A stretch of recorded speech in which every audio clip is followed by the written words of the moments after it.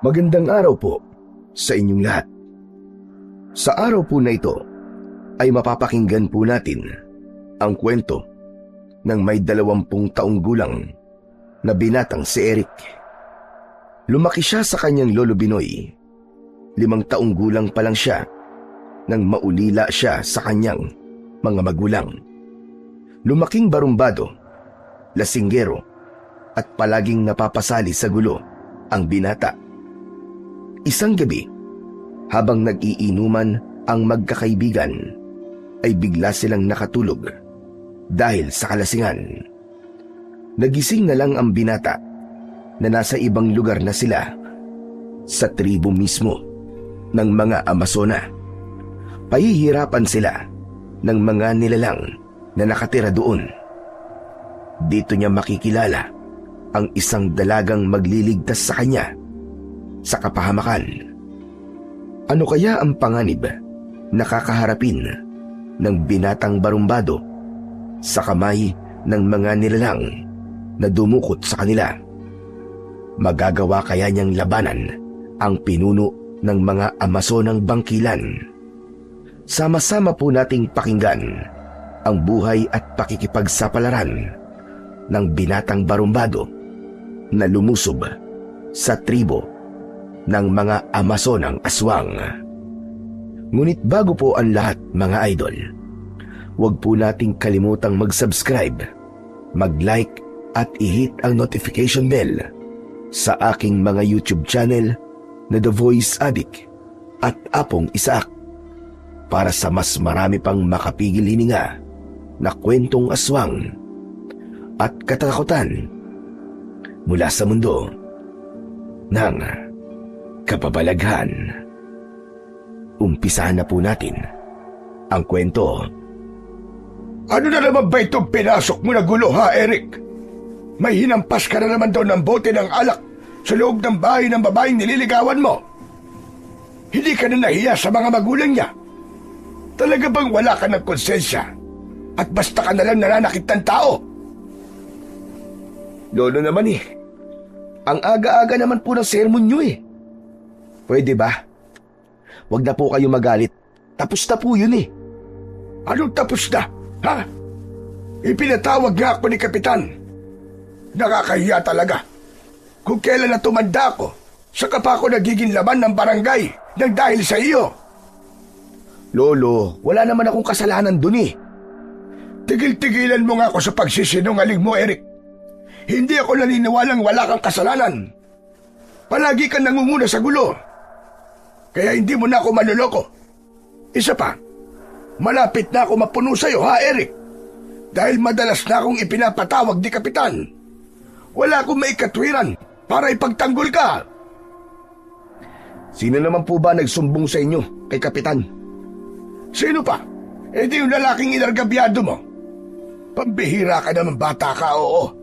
Sawang-sawa na ako sa patong-patong na reklamo sa'yo ng mga kapitbahay natin. Aba, apo, matanda na ako. Umayos ka naman.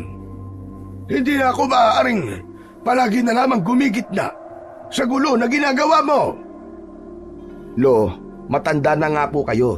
Kaya ang puso nyo po, relax ng konti. Baka mamaya atakihin na naman kayo sa altapesyon Anong altapesyon na sinasabi mo? Sa libingan ako hahantong kapag hindi ka nagbago. Maaga ako mamamatay ng dahil sa iyong buwisit ka. Kung hindi na kita, apo, naku po, matagal na kitang nilayasan. Sawang-sawa na ako sa gulong pinapasok mo palagi. Lo, huwag na po kayong magalit. Tsaka ipinagtanggol ko lang naman po yung sarili ko Ipinapahiya po ako ng lalaking yun sa harap ng babaeng pinakamamahal ko Sinabihan ba naman akong ang lakas daw ng loob ko manligaw? Hindi pa naman daw ako nabibinyagan. Supot pa daw ako. Aba, sira ulong yun Ibang usapan yun, Lo. Wala sa lahi natin na nagpapaapi.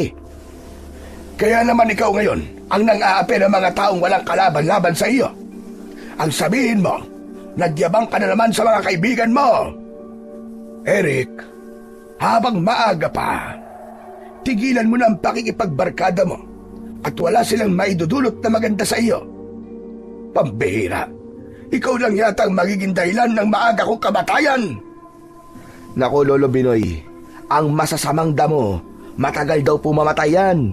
Kaya huwag kayo nagsasalita ng ganyan. Aba, ano ba palagay mo sa akin? Masamanda mo!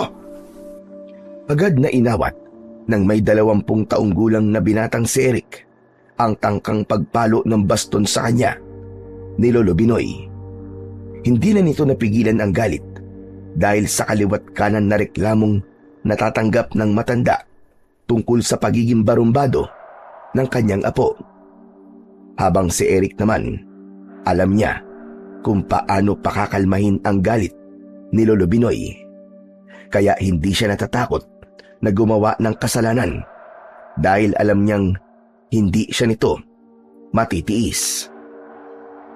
Pagkatapos ng pagtatalo ni na Eric at Lolo Binoy, lumabas ng bahay ang binata. Saktong paglabas niya ay bumungad naman sa kanyang harapan ang kaibigan niya na si Makoy. Nakangisi itong sumalubong sa kanya habang nakatingin sa kanyang muka. Pambihira ka naman, Tol, oh. Hindi masabitan na kawali ang mukha mo, ah. Sinermonan ka na naman ba ni Lolo Binoy mo? O ano, tama ba ako? Peste kasi ng matalas na dila na nagsumbong kay Lolo eh. Ilaglag ba naman ako? Yung nangyari noong nakaraang araw, aba, nalaman pa ni Lolo Binoy. Ayun, nasabo na naman ako ng katakot-takot may kasama pang sunrocks. Kulang na nga lang, ikula ako eh. Kaya naman pala ganyan ang itsura ng mukha mo eh. Gusot na para bang hindi madaanan ng pison. Lintik naman yan, Tol. Nangaasar ka ba? Mas lalo mo yata pinapainit ang ulo ko eh. Hindi naman sa ganon, Eric. Parang pinapatawa ka lang, ikaw naman. Masyadong mainit kagad ang ulo mo. Hindi ako sanay na ganyan ka eh. Ngayon lang kita nakitang nagalit ng ganyan. Isa pa, huwag mong isipin yun. Ako ba na nasa kalagayan mo, ganun din ang gagawin ko sa lalaking yun. Lalo na kung nakakalalaki na. Sampal sa ating mga lalaki yun, di ba? Huwag na nga natin pag-usapan ng tungkol dyan. Naaalala ko lang. Umiinit lang ang ulo ko eh. Teka, nasa na ba ang tropa? Bakit di mo sila kasama ngayon? Di ba may usapan tayo? Diyos ko, alam mo naman ngayon, tanghali na ako magsigising. Mamaya lang, baka nandito na rin sila. Teka, saan ba ang lakad natin ngayon? Saan pa ba? Di sa dating tagpuan sa kubo ni Dino. Masarap mag-inuman dun eh. Lalo pa tahimik. Saglit lang, Tol, ah. Magpapalit lang ako ng damit. Diyan ka lang. Akma na sanang tatalikod si Eric para sana magpalit ng damit nang bigla niyang narinig ang usapan sa lamesang nasa tapat ng kanilang bahay. 4 na lalaking may mga asawa na ang nag-uusap habang nakaupo. Lasing at masama na ang mga salitang lumalabas sa bibig ng mga ito. Malalakas din ang boses habang nagtatawanan at sumusulyap sa kanya, kasunod ng apir sa isa't isa na halatang ipinapakita sa kanya. Sinabi ng mga ito na bilib daw sila kay Lolo Binoy. Nag-aalaga raw ng barumbadong apo na walang silbi, sakit ng ulo ng kapitan at palamunin na tambay. Kung umasta raw siya ay daig pa ang mayaman, pero ang totoo naman daw ay mahilig magpalibre sa barkada ng iinumin niyang alak. Sabay tawanan na tuluyang nagpapantig sa tenga ng binata. Ba't mga lintik ang mga to ah? Naghahanap yata ng sakit ng katawan ah. Baka gusto yata ng gripo sa tagiliran. Ano ka ba naman, Tol? Huwag mo nang patulan. Kasing na mga yan eh. Magkakaproblema ka lang dyan. Nagpigil ng galit si Eric dahil nakinig siya kay Makoy. Bukod doon ay inalala rin niya ang kalagayan ni Lolo Binoy. Pero sadyang maraming tukso na gusto siyang magsimula ng gulo. Halakhakan ng mga ito ang lalong nagpainit sa ulo ni Eric. Tinabig niya ang kamay ni Makoy na nakaharang sa kanyang dibdib at dinukot niya ang balisong sa kanyang bewang na madalas niyang dinadala kapag umiinom siya. Nilapitan niya ang mga ito at hindi na siya nagpaawat sa kanyang kaibigan. Agad niyang sinipa ang lamesang kahoy at tumihaya yun sa lupa. Dahil sa ingay ng mga bote ng alak na nahulog sa lupa, nagtawag yun ng atensyon sa ibang mga taong naroroon.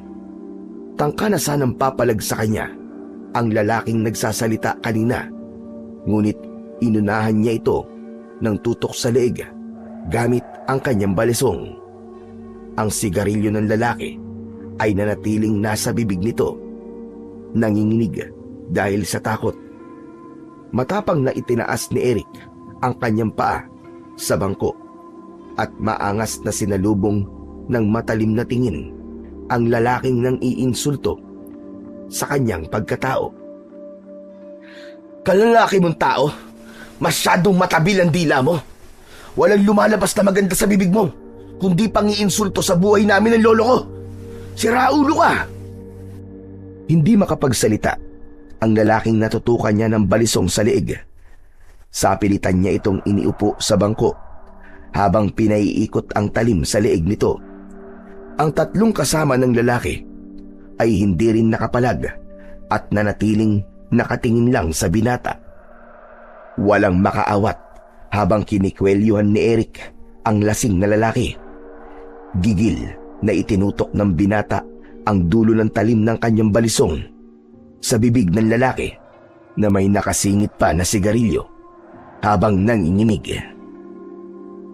Hindi ka ba nahihiya, ha? Ang laki mong tao? Chismoso ka, ha? Ano bang problema mo sa akin, ha? Tara, tapusin na natin! Kahit natatakot, ay napilitan pa rin na sumagot ang lalaki at sinabi nitong wala naman itong problema kay Eric. Habang hindi inaalis ang paningin sa nanlilisik na mga mata ng binata. Ayaw niya talaga sa lahat ay yung pinakikialaman sila ng ibang tao na wala namang kinalaman sa buhay nila.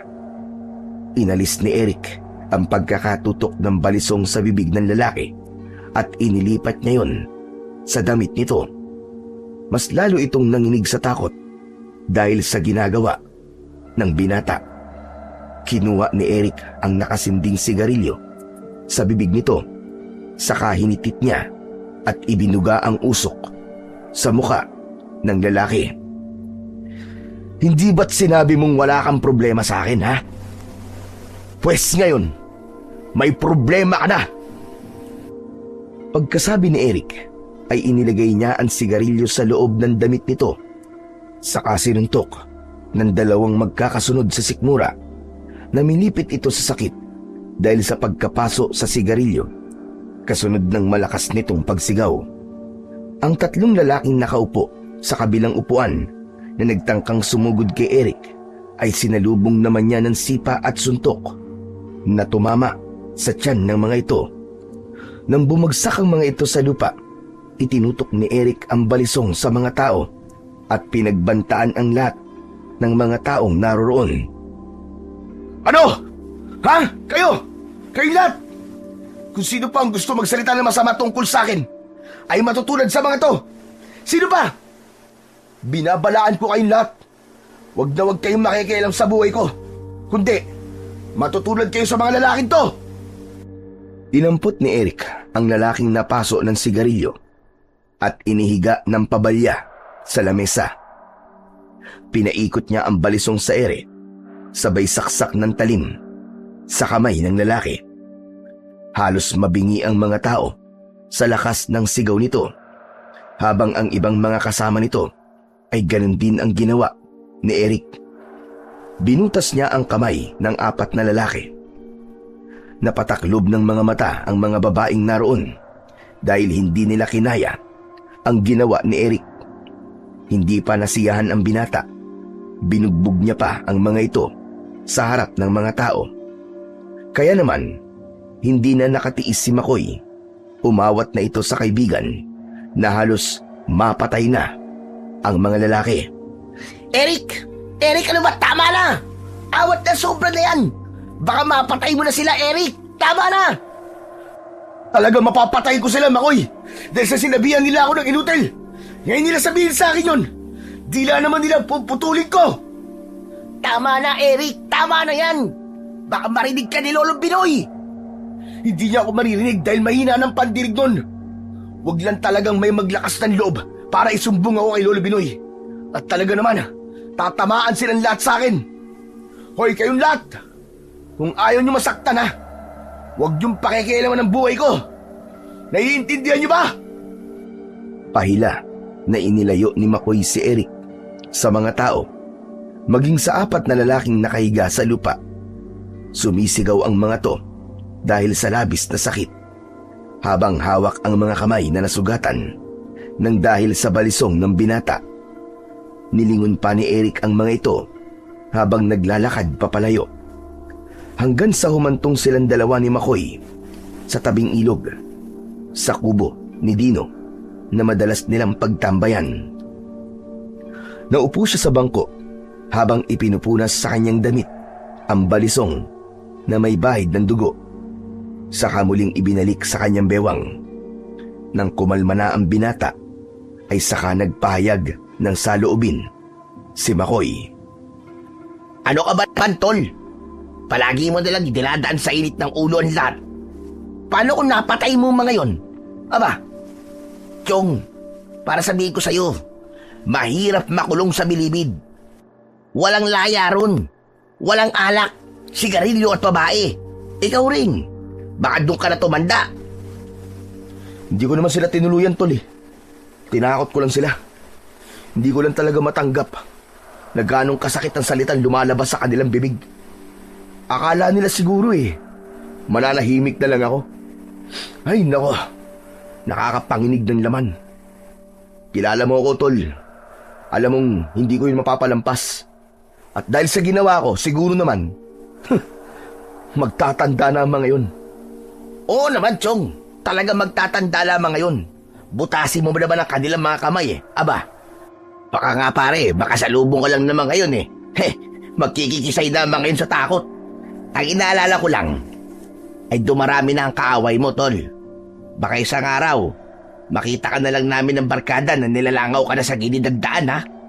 Mahirap na kapag pera ang kumilos. Baka mamaya yan umupa sila ng titiklo sa'yo. Nako, tapos talaga maliligayang araw mo, Tol. Kaya bawas-bawasan mo muna ang katapangan mo. Ano naman ngayon kung dumami mga kaaway ko? Kahit pa umupa sila ng isang batalyon na papatay sa akin, hindi ako natatakot mamatay, Tol. Sadali nga, huwag na nga natin pag-usapan to. Ibili mo na lang ako ng alak nang mawala na tong galit ko. Mabuti pa nga. Basta dito ka lang, ha? Tatawagin ko na rin ang tropa at nang makapag-inuman na rin tayo. Sige, damihan mo ang bili ng pulutan, ha? Sabihin mo sa kanila gumastos sila ngayon at mainit ang ulo ko. Kaya libre muna nila ako. Sus, palagi ka naman libre. Bakit? May angal ka? Wala. Sige na, diyan ka muna. Kakamot-kamot sa ulo na iniwan ni Makoy si Eric. Nakangisi naman na ibinaling ni Eric ang kanyang paningin sa ibaba ng magandang tanawin na palayan mula sa itaas ng burol na kanyang kinaroroonan. Habang nakaupo pa rin ang binata sa mahabang bangko na gawa sa kahoy. Maaliwalas ang paligid, ngunit hindi ang damdamin ni Eric na nagliliyab pa rin sa galit. Maya-maya pa ay narinig niya ang yabag ng paa na nagmamadaling lumapit sa kanya. Si Lolo Binoy, galit na galit at mukhang nakarating na rito ang nangyaring pananakit niya sa mga lalaki. Ano na naman ba ang kulong ginawa mo, ha, Eric? Pambihira ka naman, bata ka, oo. Hindi ba't kakatapos lang natin mag-usap kanina? Ano na naman ba itong nabalitaan ko? Lolo Binoy, pwede po ba tama na? Kung ano-ano po nasasagap niyong balita Hindi ko ito bastang nasagap lang, kundi totoong nangyari kanina. Bakit mo sinaktan ang 4 na lalaking yon? Dapat lang sa kanila yun, Lolo. Pagsalitaan ba naman nila ako ng di maganda? Natural na pumalag ako.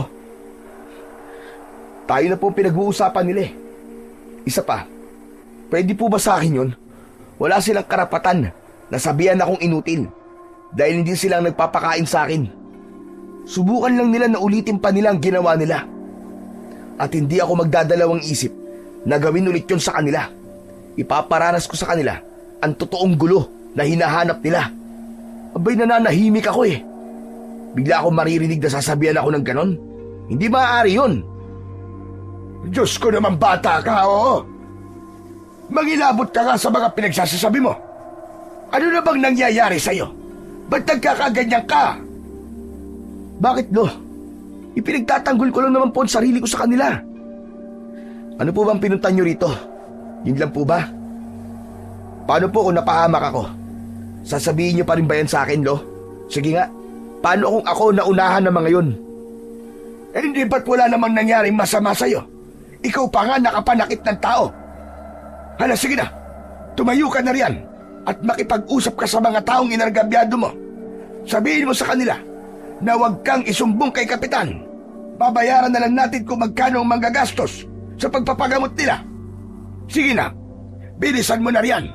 Pigilan mo mga tao na sumugod sa barangay. Ang dinig ko pa naman makikiusap sila kay Kapitan para palayasin ka sa baryo natin na po. Diyos ko naman, matanda na ako. Maawa ka naman sa akin. Tumayo ka na dyan at gawin mo na ang sinasabi ko sa'yo. Hindi po ako tatayo rito, Lolo Binoy. Hindi ko po sila pipigilan at wala tayong dapat pagbayaran sa kanila. Sila nagsimula ng gulo eh. Lumaban lang ako, pinagtanggol ko ang sarili ko. Kung gusto nilang pumunta sa barangay, edi pumunta sila. Hindi ako natatakot.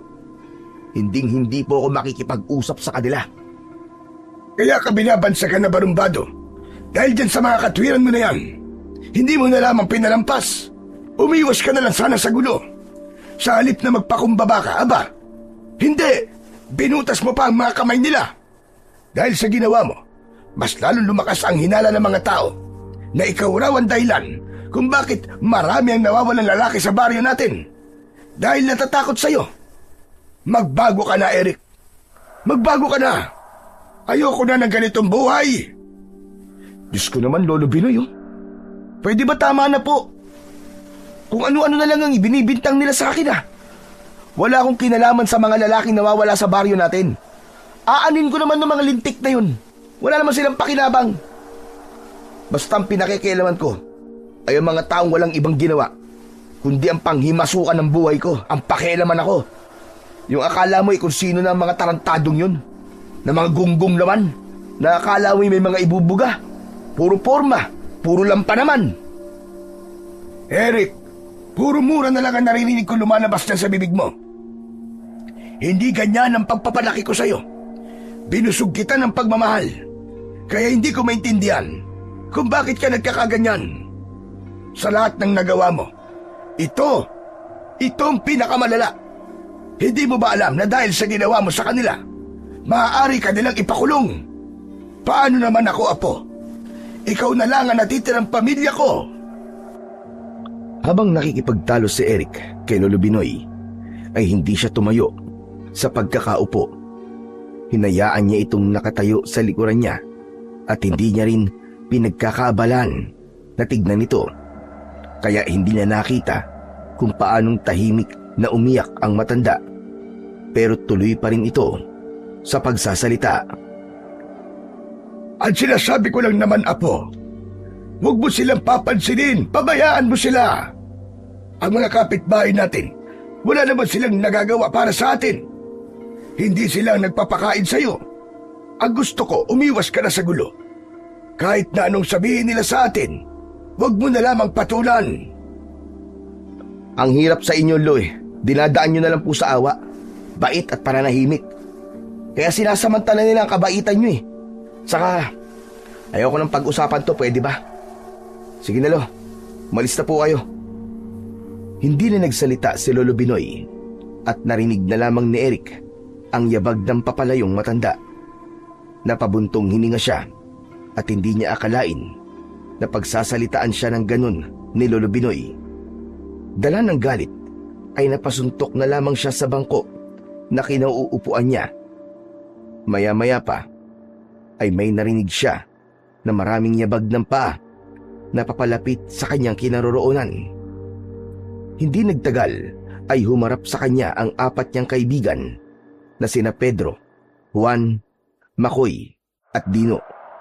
May mga dala itong alak, pulutang malalaking chichirya at 2 soft drinks. Nawala ang galit sa dibdib ni Eric, napalitan ng tuwa at pagkasabik sa pagtikim ng alak. Ayan, kasama ko ng tropa. Binanggit ko na sa kanila nangyari kanina. Aba, at masasaya pa ang mga gunggong. Panibagong karangalan na naman daw sa barkada natin ang ginawa mo sa kamay ng mga lalaking nakalaban mo kanina. Mga siraulo talaga nitong mga to. Tsamba lang yun, tol. Nalaman na nga ni Lolo Binoy. Ayun, masama na naman ang loob sa akin na matanda. Talagang walang maililihim sa baryo natin, no? Mabilis talaga ang balita. O ano? Hala, sige na. Simulan na natin ang pag-iinom. Magsaya tayo dahil sa panibagong karangalan ng barkada. Itinaas ni Makoy ang kamay na may tangan na bote ng alak. Saka inihanda ang mga pulutan sa ibabaw ng lamesang gawa sa kawayan. Nagsimula na ang tagayan. Untugan ng mga baso at bote. Umalingaw-ngaw ang malakas na sigawan, tawanan at kantahan na parabang may sarili silang mundo. Si Makoy ang unang nagbukas ng usapan. Bakit ba naging ganyan ka, ha, Eric? Dati naman, tahimik ka lang at mabait. Nagbago ka nung namatay ang mga magulang mo. Teka. Ano bang ibig mong sabihin, ha, Makoy? Ayusin mo ang tanong mo sa akin. Ang maging isang barumbado. Para kasing may pinaguhugutan ng kasamaan ng ugali mo eh. Naawa na kasi ako kay Lolo Binoy eh.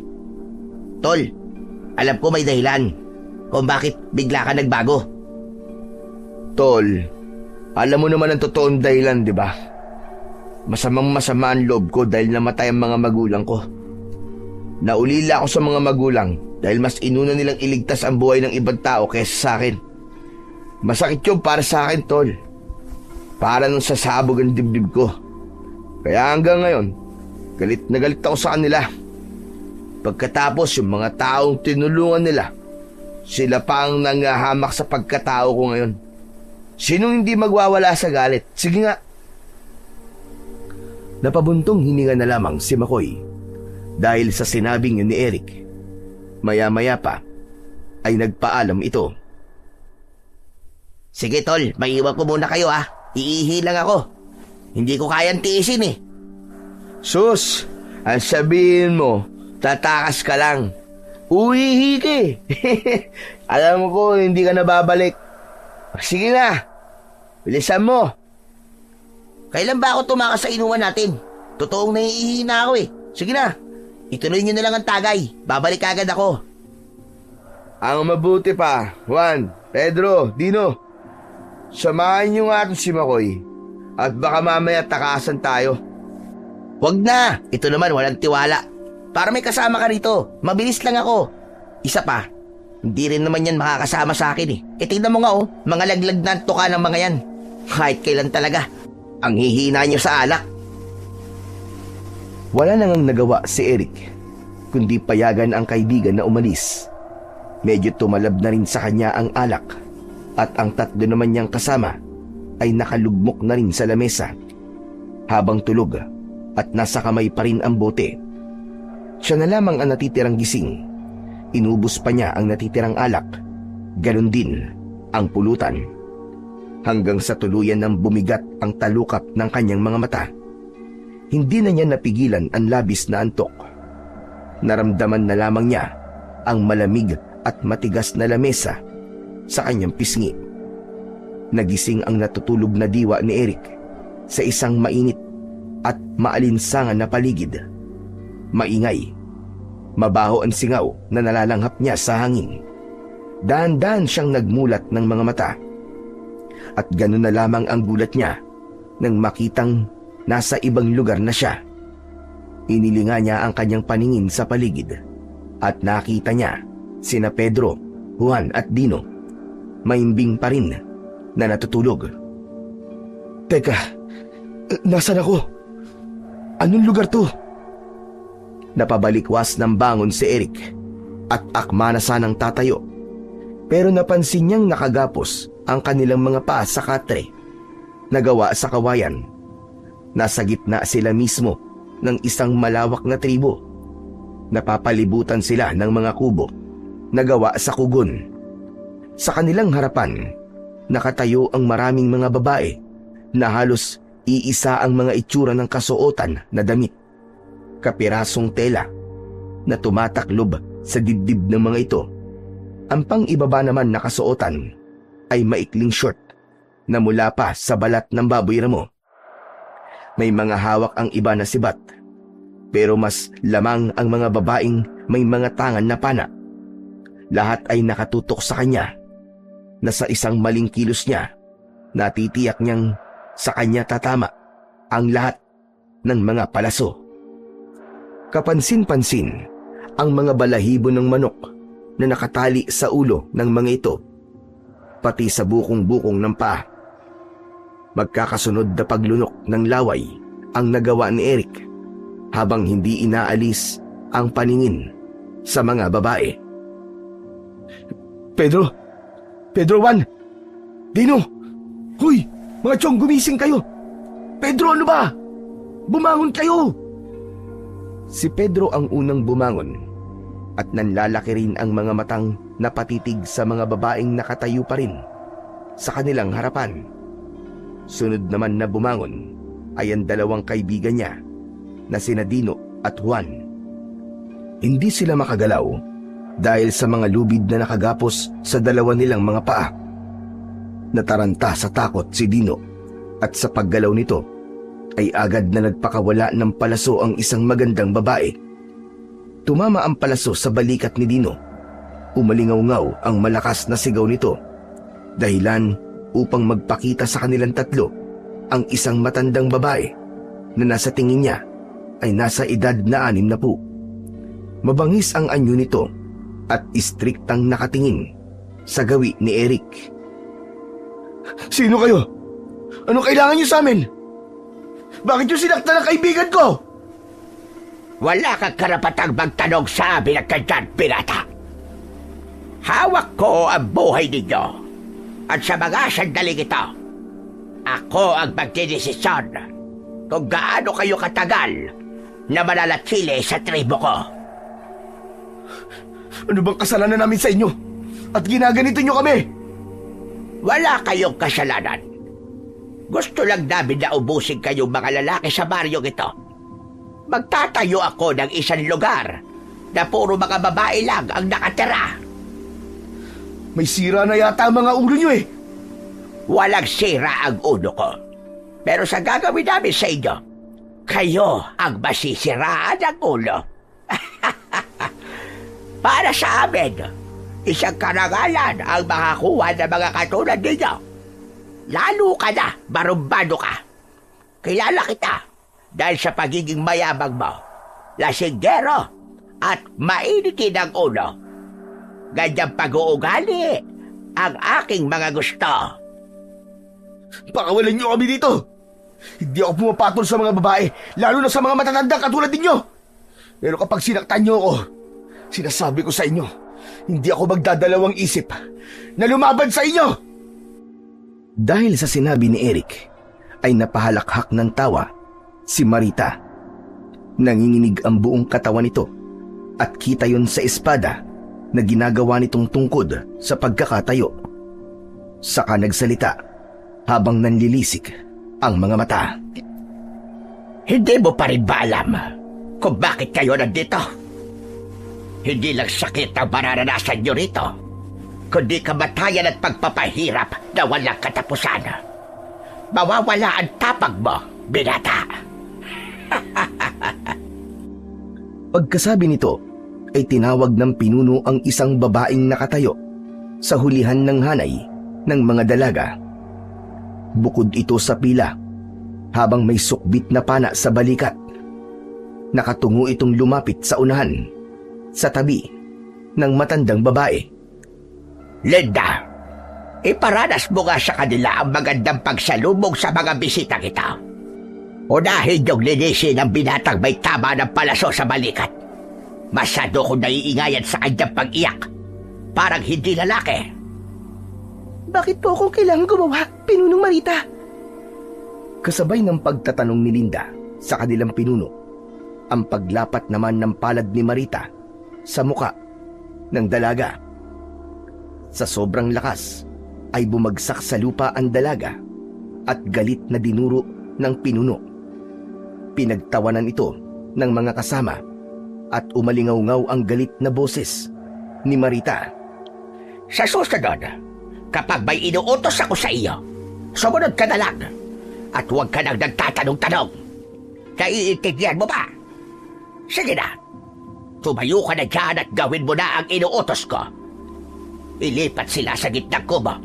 Gusto kong marinig ang kanilang mga sigaw habang pinahihirapan sila.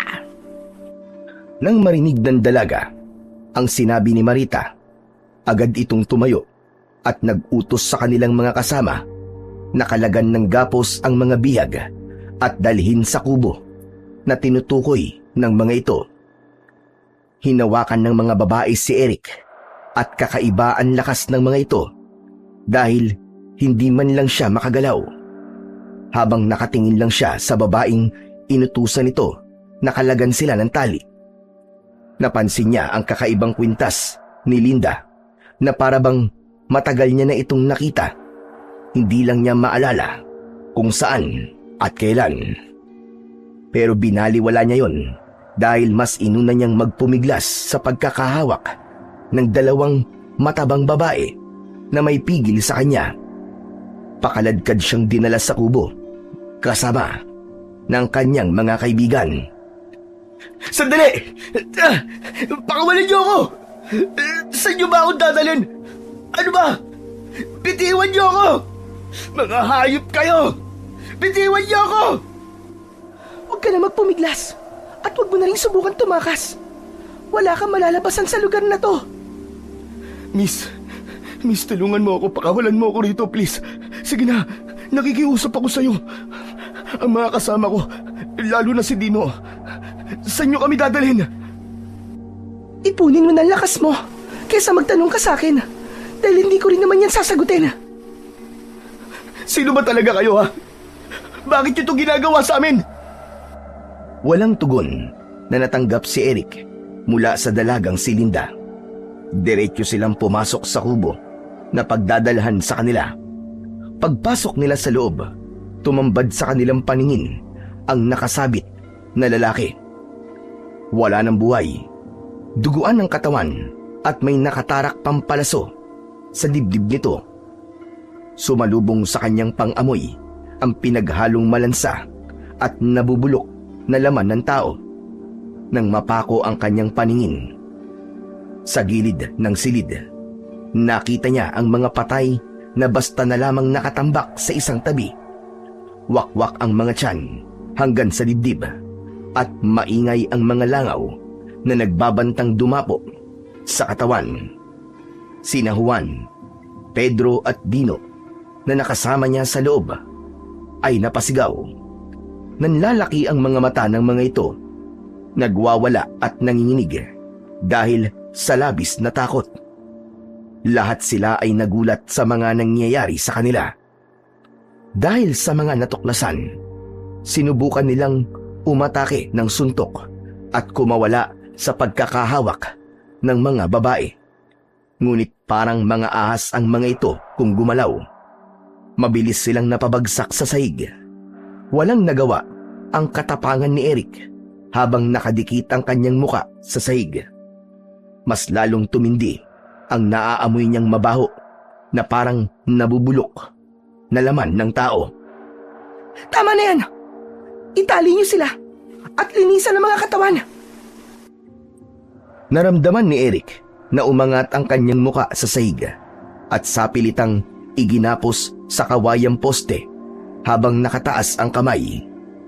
Wala nang nagawa ang kanyang mga kaibigan kundi ang hintayin ang kanilang magiging kapalaran sa kamay ng mga naggagandahang babae. Maya-maya pa ay umalis na ang mga babae at naiwan si Linda. Nakatingin lang ito sa kanila habang pinapakinggan ang kanilang mga pinag-uusapan. Nang mga sandaling yon, si Dino ay namimilipit sa sakit dahil sa dugong umaagos mula sa palasong nakabaon sa dibdib nito. Wala silang magawa para tulungan ang kaibigan, habang si Juan na hindi mapigilan ang hindi maiyak dahil sa takot. Paano raw sila napunta sa lugar na yon, samantalang masaya pa silang nag-iinuman kagabi? Si Pedro naman ay hinahanap si Makoy habang pinagbibintangan ang kanilang kaibigan na baka raw ibinenta na sila sa mga babaeng bumihag sa kanila. Huwag kayong matakot. Ang kailangan natin ay umisip ng paraan kung paano tayo makakatakas sa demonyong lugar na to. Siguro silang nangunguha ng mga binatang matagal nang nawawala sa baryo natin. Ang hindi ko lang maintindihan ay kung bakit dinala tayo dito. Hindi naman natin sila kilala at wala tayong kasalanan sa kanila. Napansin ni Eric na natitigilan din ang kanyang mga kaibigan. Nakatingin lang sila kay Linda. Seryoso ang mukha nito at hindi niya mabasa ang tumatakbo sa isip ng babae. Magsasalita sana si Linda pero natigilan yon nang dumating na ang pinakapinuno ng mga babaeng dumukot sa kanila. Mabilis ang tibok ng puso ni Eric nang sumalubong sa kanyang paningin ang tingin ng matandang babae na si Marita. Pagkatapos ay pairap na sinulyapan nito si Linda. Hoy, Linda! Lumabas ka nga muna at kakausapin ko lang itong mga bago kong bihag. Sige po, Pinunong Marita. Nahabol ni Eric ng tanaw si Linda dahil natitiyak niyang may gusto itong sabihin sa kanya kanina. Pero biglang nagsalita si Marita kaya nabaling ang tingin sa gawin nito. Nilapitan nito ang may sugat niyang kaibigan na si Dino. Hindi ba't sinabi kong linisan kagad ang katawan nito? Isahod niyo ang dugo at sayang. Dahil sa narinig ni Eric, pati ng kanyang mga kaibigan ay sabay-sabay silang nagwala at nagpupumiglas. Hindi nila hinayaan na lumapit ang mga tauhan nito sa kaibigan nila. Si Eric, hindi na siya nakatiis at mas nilakasan ang boses. Anong gagawin mo sa dugo ng kaibigan ko, ha? Sino ba talaga kayo? Galit na nilapitan ni Marita si Eric dahil naiingayan na ito sa malakas na boses ng binata. Nagulat siya nang bigla siya nitong sinaksak ng kuko sa kanyang dibdib. Namilipit sa sakit si Eric habang nagpupumiglas. Naramdaman niya ang pag-agos ng mainit na likido mula sa kuko nito na nakabaon sa kanyang laman. Mas pinilipit nito ang pagsaksak sa kanyang dibdib, kaya ang kanyang mga paa ay naipadyak niya ng paulit-ulit. Ah! Pakawalan niyo kami! Ano bang kasalanan namin? At ginaganito niyo kami! Wala kayong kasalanan. Basta't natsempuan lang kayo ng mga alagad ko. Malas nyo. Matitikman nyo ang pagpapahirap ko. At matitikman ko naman ang sariwang dugo na wala kasing sarap. Anong ibig mo sabihin? Matandang hukluban ka! Ngumisi si Marita sa tanong na yon ni Eric. Pagkatapos ay lumayo ito sa binata. Ipinakita nito sa kanya kung paano nitong dinilaan ang dugong nakadikit sa kuko nito. Nanlalaki ang mga mata nilang apat sa nakikitang kilos ng pinuno ng mga babaeng dumukot sa kanila. Maya-maya pa ay tumingin ito sa isang alagad nito na nakatayo sa likuran ni Eric at kinausap. Dating gawin, simulan nyo na. Masarap ang lasa ng dugo niya. Malinamnama at manamis-namis. Halatang birhen. Parang may mga masong pumupukpok sa dibdib ni Eric nang marinig niya ang sinabing yun ng matandang babae. Naupo ito sa bangko na may nakatayong dalawang babae sa tigkabilaan nitong gilid. Para bang panonoorin kung ano ang gagawin sa kanila. Ang mga kaibigan niya na natatakot na rin sa mga nangyayari ay nagulat nang biglang paluin sila ng kadena sa katawan. Umalingaw-ngaw ang ingay mula sa kanilang mga bibig nang lumapat ang kadena sa kanilang mga balat. Bawat hampas ay nag-iiwan yon ng pasa at latay na may kasamang pagdurugo. Namimilipit sila sa sakit habang nabibingi sila sa malakas na pagtawa ng babaeng masayang-masaya sa lahat ng pagpapahirap sa kanila. Napakasarap talaga pakinggan ang mga boses ng mga lalaking nahihirapan, nasasaktan. Pakiramdam ko, nakabawi na ako sa lalaking nanakit sa damdamin ko noon. Sige lang mga anak ko, dagdagan ang pagpapahirap sa kanila. Mga hayop kayo. Mga demonyo kayo. Pagsisisihan yung ginagawa nyo ito sa amin. Sa oras na makatakas ako, papatayin ko kayong lahat. Tandaan nyo yan. Pagbabayaran nyo to. Yun ay kung mabubuhay pa kayo ng mga kasama mo. Kung sa bagay, isa-isa ko lang kayo papatayin. Ihuhuli kita, binata, nang makita mo naman ang paghihirap ng mga kasama mo. Balita ko matapang ka raw at masama ang ugali sa mga kababaryo mo, hindi ba? Hindi naman kayo makakarating dito kung hindi ko pinag-aralan kung anong klaseng mga tao kayo. Kaya kahit kailan, hindi ako makakaramdam ng awa sa mga katulad ninyo. Sige lang, lakasan nyo pa ang paghagupit sa mga yan. Kahit na anong sabihin mo, mas halimaw ka sa akin. Wala kayong karapatan na saktan kami. Hindi kayo may hawak sa buhay namin. Diyos lang ang may karapatang bumawi sa buhay namin. Mga demonyo kayo! Wala ka nang magagawa. Dito na kayo mamamatay. Dito na kayo ililibig ng buhay. Sige pa, lakasan nyo pa ang pagpalo. Umalingaw-ngaw ang malakas na sigaw ni Marita habang galit na nakaduro ang daliri kay Eric. Inutusan nito ang isa pang babae na dagdagan ang pagpapahirap sa kanya. Kumuha ito ng 5 kalamansi. Bawat hampas ng kadena sa katawan ni Eric ay pinapatakan nito ng katas ng kalamansi.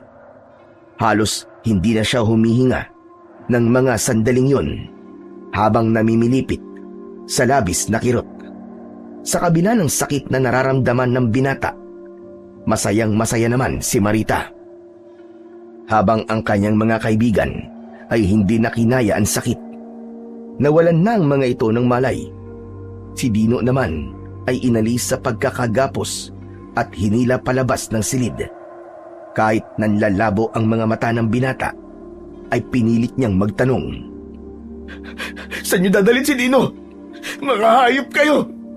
Anong gagawin niyo sa kaibigan ko? Hahatulan na namin ang kaibigan mo mamayang gabi. Hindi kami magtitira kahit konti. Huwag kang mag-alala. Dahil patitikimin ka rin namin ng karne niya. Nagulantang si Eric sa sinabing yun ni Pinunong Marita. Kaya't pinilit niyang gumalaw para abutin ito ng sipa. Ngunit humalakhak lang ito ng tawa at lumabas ng silid na yun. Iginala ng binata ang kanyang paningin at napansin niyang nakalaylay na ang ulo ng kanyang mga kaibigan. Walang malay na tumutulo ang dugo sa sahig. Bumakas ang galit sa anyo ni Eric at sa natitira niyang lakas, pinilit niyang alisin ang lubid na nakagapos sa kanyang 2 kamay habang nakasabit siya. Bawat galaw ay kumukuskus ang magaspang na lubid sa kanyang balat at naglikhayon ng sugat na agad namang dumugo. Ngunit tiniis niya yon hanggang sa umagos ang dugo sa kanyang braso. Saktong pagpasok naman ng dalagan si Linda, baka sa anyo nito ang pag-aalala at pagmamadali. Huwag ka maingay. Gagamutin ko lang ang sugat sa katawan mo. Lumayo ka. Hindi ko kailangan ng tulong mong hayop ka. Isa ka sa kanila. Mga demonyo kayo. Kampung kayo na masasamang nilalang na nagpapahirap sa aming mga lalaki na wala namang kinalaman sa problema nyo. Mga demonyo kayo. Tumingin si Linda sa binata. Hinaplos nito ang pisngi ni Eric habang may luha ang mga mata. Baka sa mukha nito ang matinding awa, lalo na kung paano nitong tinignan ang mga kaibigan ni Eric. Hindi namin to gusto. Pero wala kami magawa. Nandito ako para tulungan ka. Kailangan mo magpalakas para makatakas ka rito. Alam kong may balisong ka sa bewang mo at hindi ko yung kinuha. Itinago ko yun sa bulsa mo, kaya sige na. Tanggapin mo na ang gamot na to. Kahit papano ay mapapagaling nito ang sugat mo at mababawasan ang sakit na nararamdaman ng katawan mo. Hindi ako magtitiwala sa mga kagaya mo. Kaya umalis ka na. Dahil sa oras na makatakas ako rito, isa ka sa mga papatayin ko. Tumigil ka! Hindi pa ba sapat sa'yo ay sinugal ko ang buhay ko sa pagpunta rito para gamutin ang mga kaibigan mo?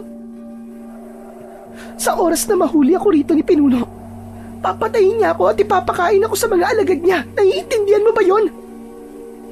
Ako lang ang makakatulong sa'yo ngayon. Isa pa, hindi sila mga ordinaryong nilalang. Kaya ako nang nakikiusap sa'yo. Lumaban ka at magpalakas. Tumakas ka rito at iligtas mo mga kaibigan mo. Humingi ka ng tulong sa iba, sa baryo nyo. Matagal na sinuri ni Eric ang muka ng dalagang si Linda upang malaman niya kung nagsasabi ba ito ng totoo. Nalaman niya na mga Amazona ang mga babaeng dumukot sa kanila. Isang pangkat ng mga babaeng galit na galit sa mga lalaki. Pagkalipas ng ilang sandaling katahimikan, pumayag si Eric na gamutin ni Linda ang sugat niya. Sige. Magtitiwala ako sa'yo. Gamutin mo ako, bilisan mo. Baka mahuli ka pa ni Marita. Agad na tumalima si Linda sa utos ni Eric. Pagkatapos ay sinimulan na nitong gamutin ang mga sugat niya. Naramdaman niya ang paglapat ng gamot sa sugat niya. Kaya kahit paano ay nabawasan ang sakit nun.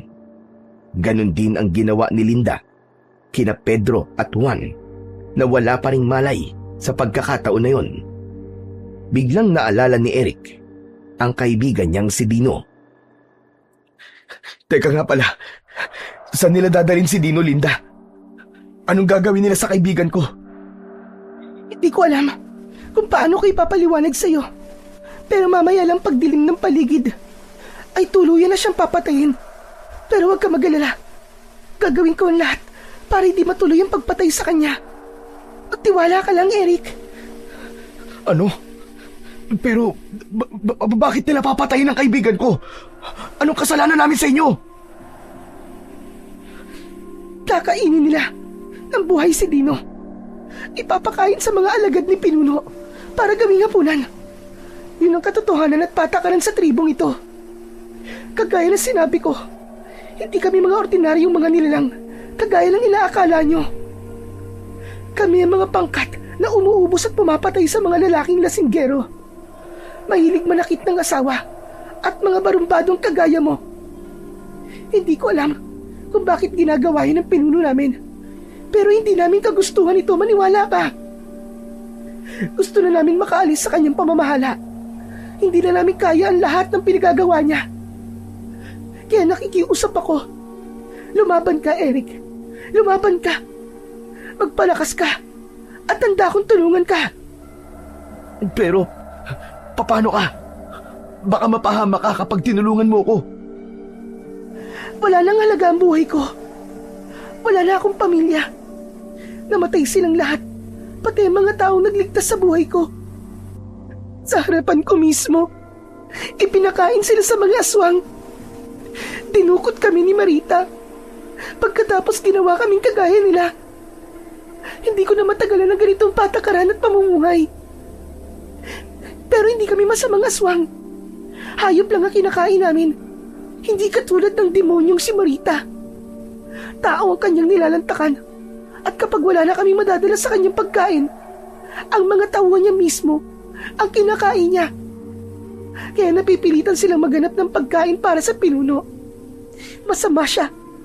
Isa siyang demonyo na dapat nang patayin at ibalik sa impyerno. Umakas ang galit sa anyo ng dalaga habang nanginginig ang kamay na nakakuyom ang kamao. Napalunok ng laway si Eric. Hindi siya makapaniwalang may ganong klasing mga nilalang ang naninirahan sa kagubatang yun. Hindi rin siya makapaniwala kung paanong nabuhay si Linda sa ganong kalagayan. Sa kauna-unahang pagkakataon ay nagtiwala si Eric sa babaeng yun.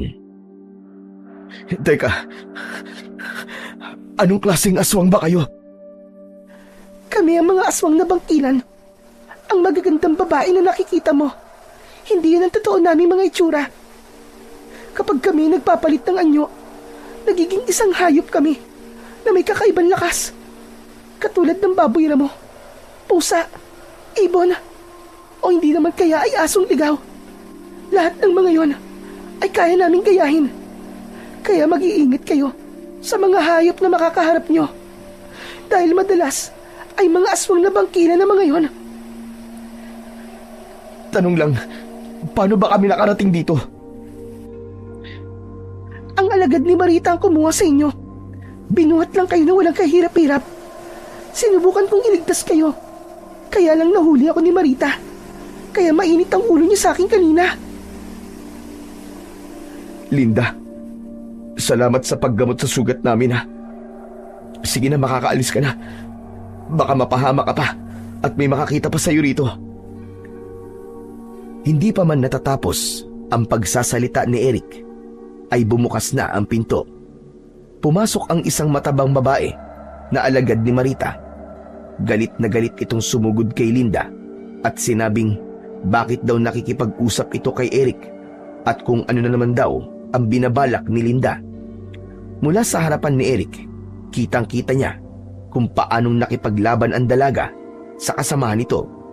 Ilang beses nasaktan si Linda pero nakabawi ito. Gumanti si Linda ng sipa sa muka ng matabang babae. Bumagsak ito ng pasadsad sa saig. Dahil napuruhan ito ng sipa ni Linda, hindi kagad ito nakabangon. Mabilis na lumapit si Linda kay Eric. Dinukot nito sa bulsa niya ang balisong. Kasunod ng pag-atake nito sa kalaban, sunod-sunod na saksak sa leeg ang ginawa nito sa babae. Kumalat sa saig ang bumuluwak nitong dugo habang nagkikikisay ang katawan. Hinila ni Linda ang katawan ng babae sa tabi at tinakluban ng katawan ng mga bangkay. Pagkatapos ay tumayo ito at habol ang hininga na ibinalik ni Linda ang balisong sa bulsa ni Eric. Siguro naman, naniniwala ka na sa mga sinasabi ko sa'yo. Hahanap lang ako ng tiyempo at ililigtas kita rito. Pero kung hindi kakayanin ng mga kaibigan mo na tumakas, iwanan mo sila rito. Saka mo balikan kapag nakahingi ka na ng tulong sa taong bayan. Sige na, aalis na ako. Gawin mo ang lahat para hindi ka ang pahirapan ni Marita. Ipunin mo ang natitira mong lakas. Sige, mag-iingat ka, Linda. Salamat. Isang tango lang ang isinagot ni Linda sa sinabing yun ni Eric. Pero bago ito umalis sa kanyang harapan, ay napako na naman ang kanyang paningin sa suot na kwintas ng babae na may palawit na bala ng baril. Biglang bumundol sa kanyang dibdib ang kaba dahil pakiramdam niya ay parang pamilyar talaga sa kanya ang kwintas na yun. Maya-maya pa ay naghari na ang katahimikan sa loob ng silid at dala ng pagod na nararamdaman. Nang hina ang kanyang katawan at agad na nakatulog. Pagkalipas ng 3 araw na pamamalagi nila sa tribo ng mga aswang na bangkilan, ay hindi na nga nakabalik pa si Dino sa silid na kinaroroonan ng 3. Hindi sila binisita ng pinuno na si Marita dahil abala ito sa paghahanap ng mga bagong biyag na lalaki. Sapat na ang ilang araw para gumaling ang sugat nilang tatlo na gabi-gabing ginagamot ni Linda. Ito rin ang nagdadala ng pagkain nila. Pero dahil sa malaking pinsala ng katawan ng mga kaibigan ni Eric, hindi makakasama ang mga ito sa planong pagtakas ng binata. Isang gabi, tahimik na pumasok sa loob ng silid si Linda, kasama ang 3 babae na kakampi nito. Ayaw sana niyang iwan ang 2 kaibigan. Subalit sa laki ng pinsalang tinamo ng mga ito sa binti, ay mahihirapan lang ang mga ito na makapaglakad o tumakbo. Wala nang oras. Kailangan mo nang umalis dito.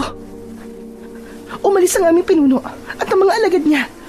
Mabisa rin ang pinainom kong pampatulog sa mga naiwang bantay rito. Kaya wala na magiging lang sa pagtakas mo. Maraming salamat talaga, Linda. Utang ko sa iyo ang buhay ko. Saka ka na magpasalamat kapag nakauwi ka ng ligtas. Pero nakikiusap ako sa iyo. Mag-iingat ka. Balikan mo mga kasama mo rito. Makakaasa ka na habang wala ka, ako muna ang bahala sa kanila. Sige na, umalis ka na. Mula sa madilim na bahagi ng tribo, ay mabilis na tumakbo si Eric para tumakas. Lakad-takbo na halos hindi lumapat ang kanyang mga paa sa lupa. Sinunod niya ang direksyong itinuro sa kanya ni Linda. Nang mga sandaling yon, ay wala na siyang ibang nasa isip kundi ang makarating sa bahay ni Lolo Binoy. Halos mabingi siya sa malakas na tibok ng kanyang puso. Pagkalipas ng 1 oras na pagtakbo, ay narating niya ang kanilang bahay. Bukas ang ilaw na gasera sa loob ng kanilang sala. Akma na sanang papasok sa loob ng bahay si Eric nang lumabas naman sa pintuan si Makoy. Susugurin niya sana ito para suntukin. Subalit naunahan siya nitong magsalita. Naku, Tol! Ano ba nangyari sa inyo? Saan ba kayo nagpunta? Bakit ngayon ka lang umuwi? Anong ibig mo sabihin? Hindi mo alam kung saan kami nagpunta at kung sinong kumuha sa amin habang lasing kami? Siyempre naman, Tol. Umihi lang ako ng gabing yun, di ba? Pagbalik ko, wala na kayo ng mga kaibigan natin eh. Saan ba kayo nagpunta? Pambihira naman kayo, oo. Hindi kagad nakasagot si Eric sa tanong na yon ng kaibigan dahil hindi niya malaman kung paano niya sisimulan ang pagkikwento rito. At dahil nasa madilim siyang bahagi, hindi nito kagad napansin ang mga sugat sa katawan ni Eric. Kaya nang lumantad siya sa liwanag, ay mas lalong nanlaki ang mga mata ni Makoy. Anak ng tutsa, oo. Ano ba nangyari sa'yo, Tol? Saan nasa ng mga kaibigan natin? Hindi mo ba alam na masyado na nag-aalala sa'yo si Lolo Binoy? Alam mo, Chong, dito na nga ako natutulog eh. Para bantayan siya eh. Dahil lang akala niya, iniwan mo siya at sumama ang loob mo sa kanya. Nasaan si Lolo, Tol? Diyos ko, Tol, kung alam mo lang. Grabe ang nangyari sa akin sa tribong pinagdalhan sa amin sa mga babaeng yun. Pumasok nga muna tayo sa loob ng bahay nang maisalaysay mo ng maayos sa amin kung ano ba nangyari sa inyo. Halos magkasabid-sabid ang mga paa ni Eric nang samahan siya ni Makoy na pumasok sa loob ng kanilang bahay. Pagpasok nila sa sala ay nagulat ang matanda nang makita nito ang binata. Bumakas ang pag-aalala sa muka ni Lolo Binoy nang makita ang apo at hindi na nito napigilan ang sarili. Lumapit ito sa kanya at mahigpit siyang niyakap. Umiiyak at hinaplos ang sugat sa kanyang katawan. Diyos ko, apo ko! Ano nangyari sa iyo? Saan ka ba nagpunta, ha? Lolo Binoy, huwag na kayong umiyak. May dumukot po sa amin eh. Biniyag po kami ng mga amaso ng bangkilan sa gitna ng kagubatan. Ang problema, patay na po yata si Dino. At kasalukuyan po nakakulong ang 2 ko pang kaibigan doon. May isang babae po na tumulong sa akin kaya po ako nakatakas. Ang pangalan ho niya Linda. Pinatakas niya ako. Lolo Binoy, kailangan ko silang balikan. Ililigtas ko sila at kailangan ko po ang tulong niyo. Diyos ko, apo ko, paano kayo nakarating sa lugar na yon? Yun nga pong ipinagtataka namin ni na Pedro kung paano kami nakarating sa lugar na yun. Nagiinuman lang kami sa kubo pagkagising po namin. Yun nga, kaharap na po namin ang mga amaso ng bangkilan. Maging ang matandang babaeng hukluban na si Marita. Nakaharap ko siya at pinahirapan kami sa bahay niya. Lolo, demonyo siya. Alagad siya ng kadiliman. Siya po ang kumukuha sa mga lalaking napapabalitang nawawala sa baryo natin. Dahil ginagawa niya pong pagkain. Hindi kagad nakapagsalita si Lolo Binoy.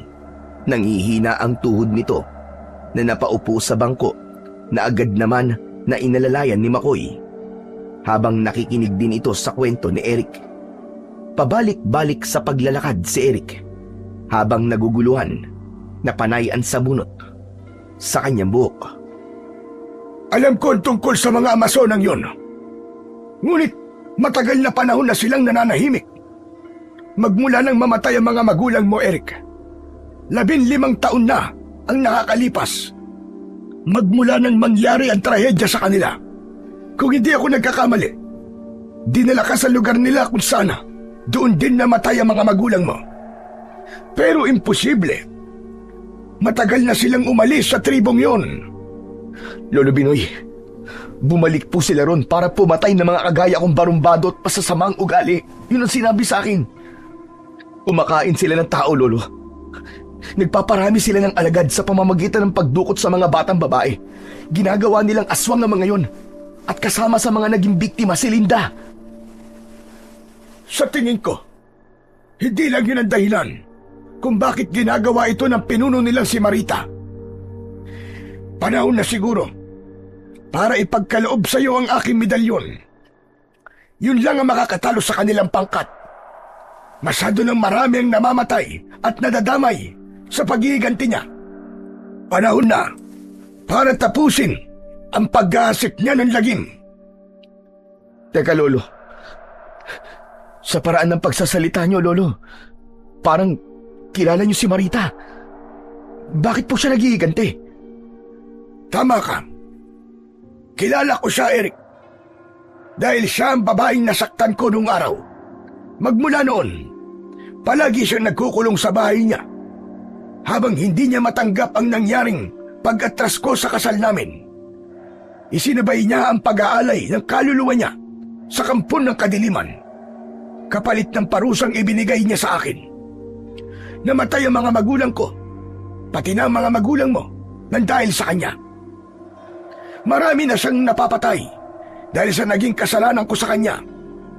Hindi ko siya totoong minahal noon dahil biktima ako ng gayuma niya. Kaya nang sabuyan ako ng asin ng lola mo, bumalik ako sa katinuan at iniwan siya. Wala akong kaalam-alam. Nakakaiba pala ang pagkatao niya.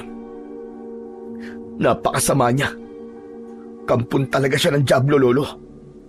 Pati na ang mga magulang ko pala'y pinatay niya. Pagkatapos naman, ay ako ang balak niyang isinod. Wala kaming alam sa nakaraan niyo. At sa tingin ko po, hindi niyo kasalanan kung bakit niyo siya iniwan. Dahil biktima nga kayo ng gayuma. Marahil hindi niya alam na apo kita. Kaya buhay ka pa hanggang ngayon.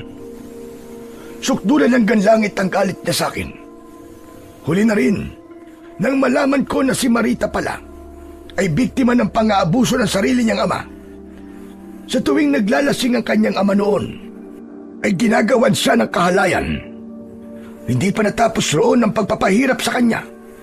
Ang barumbado niyang kapatid, kapag nagagalit, hinahampas siya ng kadena sa katawan, sinusugatan at iniinom ang dugo ni Marita. Nilalagyan ng kalamansi at gustong-gusto nila ang pagsigaw ni Marita. Nang makilala niya ako, inisip niya na ako magliligtas sa kanya. Pero dahil nangyari ang lahat ng yon sa kapangyarihan ng gayuma, pati ako ay nawala sa kanya. Magmula noon, nawalan na ako ng balita tungkol sa kanya.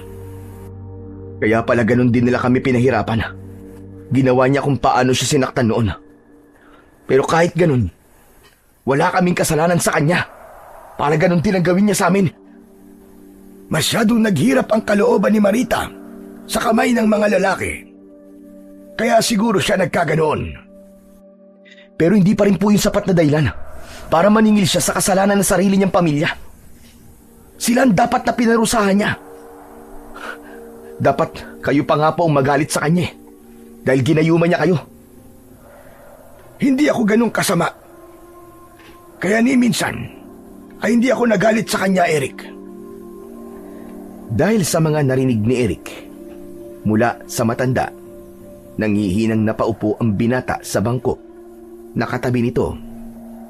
Hinubad ni Lolo Binoy ang suot nitong medalyon at isinuot yun sa kanya. Nagkatinginan sila ni Makoy na wala ring imik sa tabi ni Lolo Binoy. Maging ito ay hindi makapaniwala sa mga kwento na yon ng matanda. Lolo Binoy, tanong lang, ano po bang klaseng medalyon ito? Pinagmasdan ni Eric ang palawit ng medalyon habang nagtatanong sa matanda. Nang lumapat yon sa kanyang dibdib, para siyang nakaramdam ng lakas. Nawala ang kirot ng mga sugat at para bang gumaan ang kanyang pakiramdam. Yan ang medalyon na Tres Pico Roma na may hugis tatsulok at mata sa gitna. Sa loob ng tatsulok ay nakaukit ang 3 letra ng sagradong tanda, ang simbolo ng katawang mortal, isipang banal at kaluluwang hindi namamatay. Ang 3 ito ang bumubuo sa mismong Tres Pico.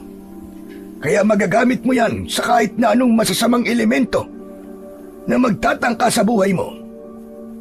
Bibigyan ito ng lakas ang sandatang hahawakan mo at magdudulot ng kamatayan sa mga aswang na bangkilan. Ang 3 tuktok ng dulo ng tatsulok ay nangangahulugan ng lakas na pinagmumulan ng kapangyarihan ng medalyon. Kung ganito po kalakas ang medalyon, may magagamit na po akong panlaban sa mga halimaw na dumukot sa amin. Lolo Binoy, kailangan ko po ang tulong nyo. Iligtas po natin ang mga kaibigan ko. Teka. Ang ibig mo ba't sabihin iniwan mo sila, tol? Oo, Makoy. Hindi ko sila naisama dahil napuruan ang kanilang binti sa labis na pagpapahirap sa amin ni Marita. At marahil sa mga sandaling to, matutuklasan na nila na nakatakas ako. Nasa panganib ang mga kaibigan natin, tol. Maging ang mga babaeng tumulong sa akin. Pero hindi magiging madali ang pagsugod natin sa tribo nila, Apo.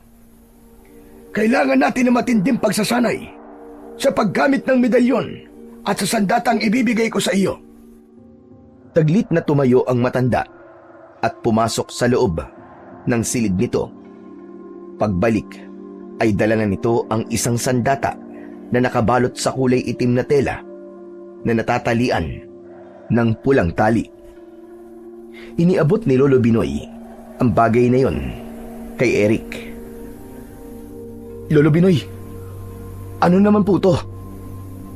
Isang lumang espada na nagamit pa ng lolo ko sa digmaan laban sa mga aswang na bangkilan na nagtangkang sumakop sa baryo natin noon. Maiwaga ang sandatang yan at magagamit mo yan para sugpuin ng mga kalaban.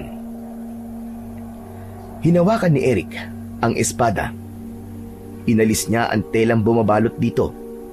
Pagkatapos ay hinawakan niya ang espada at iwinasiwas sa ere ang talim nito. Kumislap yun sa liwanag ng ilaw na gasera. Saka muling tumingin kay Lolo Binoy. Kailangan mong matutunan kung paano gamitin yan. Kaya wala tayong sasayanging oras dahil may mga buhay pa tayong kailangang iligtas. Ngayong gabi, hanggang bukas ng hapon, magsasanay tayo na magsasanay. Sumama ka na rin, Makoy, dahil ikaw ang hihingi ng tulong sa taong bayan. Mauuna kami ni Eric sa tribo ng mga aswang. Huwag kang mag-alala. Alam ni Kapitan kung paanong pumunta roon. Kagaya ng napagkasunduan nila, nagsimula sila ng pagsasanay at simula ng maisuot sa leeg ni Eric ang medalyon, ay nawala rin ang sakit ng katawan ng binata. Habang nasa gitna sila ng pagsasanay, biglang lumitaw ang malakas na liwanag sa mata ng medalyon. Biglang napahinto si Eric na agad naman na napansin ni Lolo Binoy. Eric, bakit bigla kang tumigil? Lolo, kakaiba po ang liwanag na lumitaw sa medalyon. Ano po ang ibig sabihin nito? Palatandaan yan na unti-unti mo nang natututunan ang mga galaw sa paghawak ng espada at pagbibigay ng bisa sa medalyon sa pamamagitan ng paglabas ng hangin sa iyong bibig. Nangangahulugan na magkaugnay ang iyong hininga sa medalyon. Kaya sige, ituloy mo lang. Mukhang mapapadali ang paglusob natin sa tribo nila dahil mabilis kang matuto sa paggamit ng sandata. Ipinagpatuloy ng maglolo ang pagsasanay. Maging si Makoy ay nakisabay na rin sa kanila. Pati ang paraan kung paano palilitawin ng binata ang kapangyarihang taglay ng medalyon ay mabilis niya ring natutunan. Ang pagsirko sa ere at pagtalon ng mataas, lahat ng yon ay agad na pumasok sa isip ng binata. Nagagawa niya yon ng maayos. Kaya bago sumapit ang 4:00 ng hapon, natapos nila ang pagsasanay. Ni hindi man lang nakaramdam si Eric ng pagod. At bilang pagsisimula ng pakikipaglaban niya sa mga aswang na bangkilan, isang pasya ang ginawa niya. Lahat ng mga taong nagawa niya ng masama ay nilapitan niya at isa-isang hiningan ng tawad. Ipinagtapat niya rin sa mga ito na may mga aswang sa kanilang baryo at kailangan niya ang tulong ng mga ito para iligtas ang kanyang mga kaibigan na binihag ng mga aswang. Subalit marami ang hindi naniwala sa kanya dahil nga sa pagiging barumbado niya. Hindi siya pinansin ng mga ito at sinabi pa ng mga ito na imposible na raw na magbago ang isang kagaya niya. Kaya ang ginawa ng mga ito, pinagsarahan siya ng bintana at pintuan. Malungkot na umalis si Eric sa harapan ng bahay ng mga ito. Ganon din ang ginawa sa kanya ng mga lalaking nasugatan niya sa kamay. Galit na galit ang mga ito at ipinagtabuyan siya. Ang mga magulang naman ng kanyang kaibigan ay labis ang pag-aalala nang malaman ang mga nangyari sa kanilang anak. Kaya nangako ang mga ito na susunod ang mga ito sa kanila. Kahit paano ay nagkaroon ng konting pag-asa ang binata. Naramdaman niya ang palad ni Lolo Binoy sa kanyang balikat. Tara na, Apo. Huwag mo silang pilitin na paniwalaan ang paghingi mo sa kanila ng tawad. Kusa yung ibinibigay sa oras na makitang bukal sa loob mo ang paghingi sa kanila ng kapatawaran. Maging ang 4 na lalaki kanina na nagsara sa iyo ng pinto at bintana, hindi mo sila masisisi kung bakit ganun na lamang ang naging reaksyon nila. Pagkatapos mo ba naman butasin ang kanilang kamay, sariwa pa sa kanilang alaala ang galit. Kaya hayaan mong mapatawad ka nila sa takdang panahon. Ngayon ko lang po naisip ang lahat po ng pagkakamali kong nagawa, Lolo. Dumating na po sa punto na wala na silang tiwala na magbabago pa po ako. Ngunit hindi po ako susuko, Lolo. Umaasa ako na mapapatawad din nila ako balang araw. Hindi ka masamang tao, Apo. Naligaw ka lang ng landas at masyadong dinibdib ang nangyari sa mga magulang mo. Pero ngayon, may pagkakataon ka na para maitama ang pagkakamali mo. Patunayan mo na nagbago ka na at harapin ang pagsubok na to sa buhay mo. Halika na, simulan na nating maglakad. Pagkatapos na marinig ni Eric ang mga sinabing yon ni Lolo Binoy, ay nagsimula na silang tahakin ang daan papunta sa tribo ng mga aswang na bangkilan. Malalaki ang hakbang ng kanilang mga paa na halos hindi lumapat ang mga yon sa lupa. Tangan ang espada ay inaninag ng binata ang daan sa tulong ng liwanag mula sa bilog na buwan. Habang si Lolo Binoy naman ay dala nito ang itak na madalas nitong ginagamit sa pagpuputol noon ng gatong. Pagkalipas ng 1 oras na paglalakad, ay narating nila ang kinaroroonan ng tribo. Tahimik at mas dumami ang bantay sa labas ng bakuran. Mukhang pinaghandaan nila ang pagbabalik mo, Apo. Parang alam nila na babalikan mo ang mga kaibigan mo. Lalabanan ko po sila, Lolo. Kahit gaano pa nila pinaghandaan ang pagbabalik ko, ililigtas ko pa rin ang mga kaibigan ko. Kailangan nating maghiwalay. Sa kabila ako dadaan. Apo, mag-iingat ka. Huwag mong kalilimutan ang mga naituro ko sa iyo. Pagkatapos ng kanilang pag-uusap, ay naunang umalis si Lolo Binoy. Umikot ito sa kuta ng mga aswang na bangkilan, habang si Eric naman ay dumaan sa dating daan na nilakaran niya nang siya ay tumakas. Magaan ang hakbang ng kanyang mga paa na nagpalipat-lipat siya sa mga kubong nakatayo. Maya-maya pa ay narinig niya ang pag-uusap ng mga alagad ni Pinunong Marita. Nalaman niyang nahuli si Linda at naparusahan ng kanilang pinuno. Pero bigla raw nakatakas si Linda kasama ang mga kaanib nito. Dahil sa mga narinig, nagdesisyon si Eric na magpakita sa mga babaeng nag-uusap, at sa isang iglap, biglang nagbago ang anyo ng mga ito. Mula sa pagiging magagandang babae, biglang tinubuan ang mga ito ng balahibo sa katawan. Humaba ang bibig at lumabas ang malalaking pangil. Naging isang baboy ramo ang mga ito at tumalon pasugod sa kanya.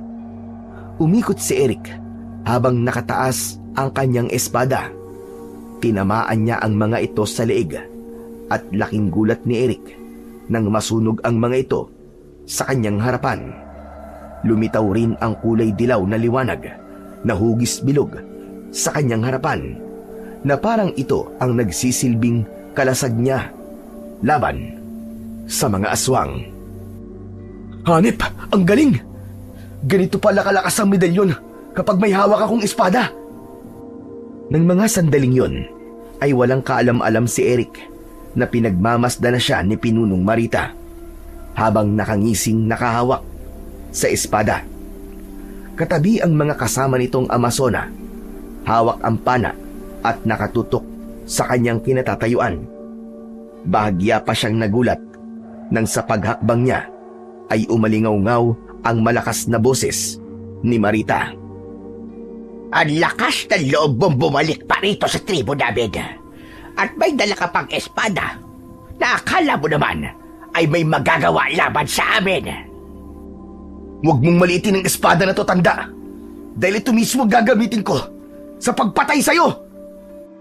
Hindi pa man natatapos ni Eric ang kanyang sasabihin, ay lumipad na sa ere ang mga palaso mula sa mga Amazonang kasama ni Marita.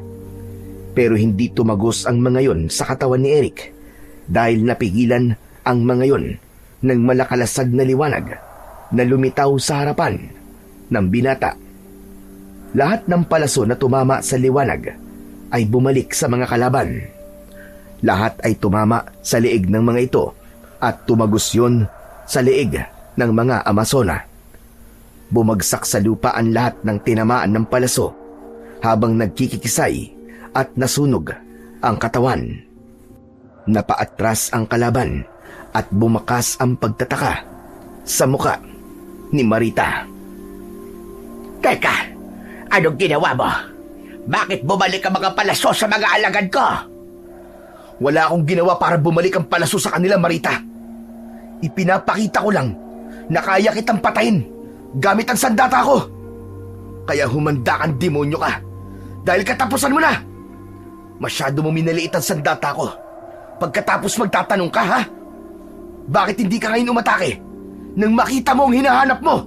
Matandang hukluban! Nagmamalaking itinutok ni Eric ang kanyang espada sa nakatayong si Marita, habang ang ibang natitirang mga Amazonang aswang ay muling nagtaas ng pana at nagpalipad ng palaso sa ere. Sa pagkakataong yun, ginamit naman ng binata ang kanyang sandata para salagin ang mga palaso na tatama sana sa kanyang katawan. Nang makahanap ng pagkakataon, ay umatake na siya ng tuluyan sa mga ito. Kaliwat kanan ang ginawa niyang pagtaga. Sakto naman na dumating din si Lolo Binoy at dalawa kagad sa mga Amazona ang napabagsak ng matanda. Pero nagulat silang dalawa nang biglang tumayo at bumangon ang mga nasugatan nilang Amazona. Nag-anyong mabalasik na baboy ramo ang mga ito. Nagtatakang napatingin si Eric kay Lolo Binoy, kasunod ng paghalakhak ng tawa ni Marita. Akala mo ba ay ganun lang kadaling mapapabagsak ang mga alagad ka? Nagkakamali ka. Wala ka nang magagawa. Mapapabilang ka na rin sa mga lalaking pinatay ka. Tama na! Tama na, Marita! Sobra na ang kasamaan mo! Hindi kagad nakapagsalita si Pinunong Marita nang makilala ang matandang si Lolo Binoy. Naghari ang katahimikan at napako ang atensyon ng lahat sa matanda. Lalo na nang magsalita ulit si Lolo Binoy. Walang kasalanan ng mga taong pinag-iigantihan mo. Ako ang nagkamali sa'yo. Kaya ako ang patayin mo. Pinatay mo na ang anak ko. Pati ang asawa niya. Pati ba naman ang apo ko si Eric ay kukunin mo rin sa akin? Tama na. Tigilan mo na ito. Ako na lamang ang patayin mo. Bumangis ang anyo ni Marita. Naging isang bangkilan ito na may nakakatakot na anyo. Humaba ang kuko nito. Dumami ang balahibo sa katawan nito. Tumayo ito ng mas doble ang taas, na mas malaki pa sa ordinaryong baboy ramo. Umangil ito ng nakakabingi at masakit sa pandinig, kasunod ng paghaba ng pangil nito sa bibig at pamumula ng mga mata. Umalingaw-ngaw ang garalgal nitong boses dahil sa labis na galit. Kay tagal ko hinintay ang pagkakataon na ito na magkaharap tayo. Kahit patayin kita, Binoy, ay kulang pa ang buhay mo sa inilikha mong sakit sa kalooban ka. Alam mong wala akong kasalanan sa'yo. Biktima lang ako ng gayuma mo. Ikaw ang may kasalanan sa akin. Pero ni minsan hindi ako nag-isip na gumanti sa'yo. Hindi ko hinayaan na maging masama ako para lang parusahan ka. Ikaw ang may kasalanan sa akin. Sinira mo ang buhay ko. Winasak mo ang pamilya ng apo ko. Hindi! Dahil yun ang nararapat sa mga lalaking kagaya ninyo. Pare-pareho kayong manloloko. Masama at mapagsamantala sa kahinaan namin mga babae. Kaya itinayo ko ang samaan namin para ubusin ang mga kagaya ninyo. Kaya humanda ka. Dahil papatayin na kita ngayon. Nanlaki ang mga mata ni Eric nang makitang sumugod si Marita sa gawi ni Lolo Binoy.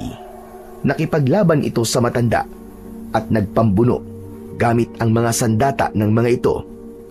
Ilang beses na bumagsak sa lupa si Lolo Binoy dahil malakas ang kalaban nitong bangkilan. Habang si Eric naman ay panayan salag sa palaso ng mga Amazona.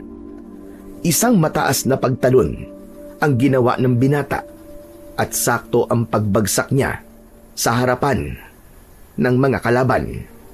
Isang malakas na pagtaga ng espada ang ginamit niya at sa tulong ng medalyon, nasunog ang mga ito hanggang sa maging abo. Habang abala si Eric, ay tinamaan siya ng espada sa likod. Paglingon niya, ay nakita niya ang nakangising si Marita. Nakangisi itong habol ang hinga. Isang malakas ulit na pagtaga ng espada ang ginawa nito at tumama naman sa kanyang tiyan. Bumagsak siya sa lupa habang namimilipit sa sakit. Alam ko ang kahinaan ng medalyon. Hindi ka pwedeng atakihin sa likod. Hindi ba sinabi sa'yo ni Binoy? Kawawa ka naman, bata. Nanghihiram ka ng tapang sa medalyon na walang silbi. Habang nagsasalita si Marita, ay panay ang hakbang nito papalapit sa kanya. Nakita ni Eric na duguan din si Lolo Binoy at gumagapang sa lupa habang pilit na inaabot ang nabitiwan nitong itak. Ganon din si Eric na tinutungtungan ang kamay niya at dinudurog ng paa ni Pinunong Marita habang nakatutok sa kanyang leeg ang espada nito. Hindi ba't ganito mo rin takutin ang mga nakakalaban mo sa baryo nyo? Pwes, ganito rin ang gagawin ko sa iyo. Pero alam mo, nanghihinayang ako sa iyo. Matapang ka pa naman. Kaya lang, mamamatay ka na rito. Biruin mo, ang pinakamabangis kong alagad na si Linda. Natutong lumaban sa akin para sa iyong hayop ka. Para iligtas ka. Kaya lang, nalaman ko ang ginawa niya sa tauhan ko at sa pagpapataka sa iyo. Kaya naman pinatay ko na siya. Marahil sa mga oras na to, hinahatulan na siya ng mga tauhan ka. Nagkakamali ka. Hindi siya mamamatay ng basta-basta dahil mabuti siyang nilalang. Hindi kagaya mo. Nakampo ng kadiliman. Oo na. Kampo na ng kadiliman kung kampo ng kadiliman. Wala akong pakialam. Kaya nga may kakayahan kaming mabuhay. Kahit masaksak mo kami ng sandata nyo. Huwag kang maniwala sa kanya, Apo. May kahinaan sila. Hindi maaaring wala. Niloloko ka niya para panghinaan ka lang ng loob. Dala ng galit ni Marita sa pagsingit ni Lolo Binoy sa usapan, ay ito naman ang hinarap ni Pinunong Marita. Isang saksak sa hita ang ginawa nito. Kaya't napasigaw sa labis na sakit si Lolo Binoy. Napasigaw din ng malakas si Eric. Tama na! Tigilan mo na yan! Huwag mo saktan si Lolo! Ako ang kalabanin mo! Ako na lang! Sa kabila ng mga sigaw ni Eric, ay hindi siya pinakinggan ni Pinunong Marita. Kitang-kita niya kung paanong bugbugin ito ang matanda hanggang sa mawalan ito ng malay. Tumayo ito at lumapit sa kanya. Sabay suntok sa kanyang dibdib. Wala itong tigil sa pag-atake sa kanya na para bang katapusan niya na ng mga oras na yon. Ilang sandali pa ay tumayo si Marita at akma na sanang itatarak nito ang espada sa katawan ni Eric nang biglang umalingaw-ngaw ang tunog ng lumipad na palaso papunta kay Pinunong Marita. Tumama ang palaso sa bukong-bukong ni Marita. Natumba ito sa lupa habang nagkikikisay sa labis na sakit. Lumitaw si Linda mula sa madilim na bahagi ng kakahuyan. Tumakbo ito papalapit sa binata at inalalayan siya nitong tumayo. Tumayo ka, Eric! Linda! Diyos ko, salamat at buhay ka! Nakaligtas ka! Iniligtas ako ng mga kasama ko. Hindi nila ako pinabayaan. Tumayo ka na! Labanan mo si Marita, bilisan mo! Sugpuin mo ang kasamaan ng aming pinuno. At ako na ang bahala sa lolo mo. Sige na! Patayin mo na si Marita! Agad na iniwan ni Linda si Eric. Lumapit ito kay Lolo Binoy na pansamantalang nawalan ng malay. Hinarap ni Eric ang nakahigang si Marita habang nagkikisay at nagwawala dahil sa masakit nitong bukong-bukong, habang ang walang tigil na pagbulwak ang dugo nito mula sa nakabaon na palaso. Hindi! Hindi totoo ito! Lumayo ka sa akin! Hindi kayo magtatagumpay! Lalaban ako! Ikaw ang hindi magtatagumpay, demonyo ka! Dahil hahatulan na kitang hayop ka! Para sa mga magulang ko na pinatay mo! At si Dino, na nadamay pa ng dahil sa'yo! Sa bukong-bukong lang naman palang kahinaan mo! Kaya ngayon, isinusumpa ko, hindi ka na mabubuhay para mambiktima pa ng mga tao! Para sa lahat ng ginawa mong kasamaan! Ah! Malakas na napasigaw si Eric dahil sa labis na galit. Ubod lakas niyang itinarak ang espada sa dibdib mismo ni Marita, kasabay ng pagsiklab ng liwanag mula sa medalyon. Sumabog ang katawan ni Marita. Nagkapira-piraso ang mga yon hanggang sa masunog at sumama sa hangin ang abo nito. Tinugod na rin niya ang mga Amazonang walang tigil sa pagpapakawala sa palaso. Hindi nagtagal, mula sa tarangkahan ng tribo, pumasok ang taong bayan na mayroong kanya-kanyang dalang mga sandata. Ang mga Amazonang bangkilan ay sabay-sabay na nag-anyong baboy ramo. Pero dahil sa malakas na puwersa ng taong bayan at nalaman ng mga ito ang kahinaan ng mga aswang, walang nagawa ang mga Amazonang bangkilan. Tinanggap nila ang pagtaga, hampas ng kahoy at pagbaon ng itak sa katawan ng mga ito. Ang isang matabang Amazonang bangkilan naman na sumugod kay Eric, sinalubong naman niya ng saksak sa leeg gamit ang balisong sa kanyang bulsa at sinundan niya pa yon ng pagsaksak sa bukong-bukong nito hanggang sa nasunog ang katawan nito at naging abo. Pagkatapos ng labanan, nagising naman ang matandang si Lolo Binoy habang nasa harapan nito si Linda. Salamat sa Diyos! Ay, natapos na ang pag-aasik ng lagim ni Marita. Malaya na tayong lahat. Nagtagumpay ang apo ko. Malaya na tayo! Mabuti naman po at ligtas na tayo. Pero may sugat po ang paa, tita nyo. Baliwala ito, Iya. Ang mahalaga, ligtas na tayo. Aba, teka sandali. Nahinto sa pagsasalita si Lolo Binoy nang mapako ang tingin nito sa suot na kwintas ni Linda. Doon din napatingin si Eric na nagtataka sa reaksyon ng kanyang Lolo Binoy. Teka, Lolo Binoy. Bakit po? Bakit ganyan po kayo makatingin sa kwintas ni Linda? Ano ang problema? Eric, apo ko, hindi mo ba natatandaan ang kwintas na nasa leeg ni Linda? Kaya nga po eh. Pamilyar po yan pero hindi ko po maalala kung saan ko po nakita ang kwintas niya. Pag-aari yan ng anak ko.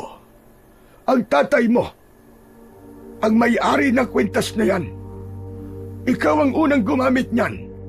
Pero dahil maarte ka noon, ibinalik mo ang kwintas sa iyong ama. Teka, Iya, paano napunta sa iyo ang kwintas ng anak ko? Dahil sa tanong na yon ni Lolo Binoy, biglang napaiyak si Linda. Hinawakan nito ang kwintas. Ang may-ari po ng kwintas na to, ang nagligtas po sa buhay ko. Mag-asawa silang namatay nang dahil po sa akin. Pinatay sila ni Marita. Sa pagliligtas nila sa akin, buhay nilang naging kapalit. Bago nalagutan ng hininga lalaki, ibinigay niya po ito sa akin at nakiusap na ibalik ang kwintas na to sa kanyang anak. Hindi ko naman po alam na ang lalaking tinulungan ko pala ay anak niya. Patawarin mo ko, Eric. Ako ang batang iniligtas nila. Kaya ka nawalan ng mga magulang. Napakaliit talaga ng mundo. Talagang pinagtagpo kayo ng apo ko para sa kwintas na yan. At sa dinami-rami ng tutulungan mo, ay ang anak pa ng mga taong nagligtas sa iyo. Nakakakilabot ang pangyayaring ito. Sadyang magaling talaga ang Panginoong Diyos. Kung ganun pala, ikaw ang batang iniligtas ng mga magulang ko. At sa pamamagitan mo, kaya buhay pa rin ako hanggang ngayon. Wala kang kasalanan sa pagkamatay ng mga magulang ko, Linda. 2 beses mo rin akong iniligtas. Sino ko para magalit sa taong muntik magbuwis ng buhay ng dahil sa akin? Linda, maraming salamat. Dala ng bugso ng damdamin ay yayakapin sana ni Eric si Linda. Subalit iniharang ni Lolo Binoy ang kamay nito.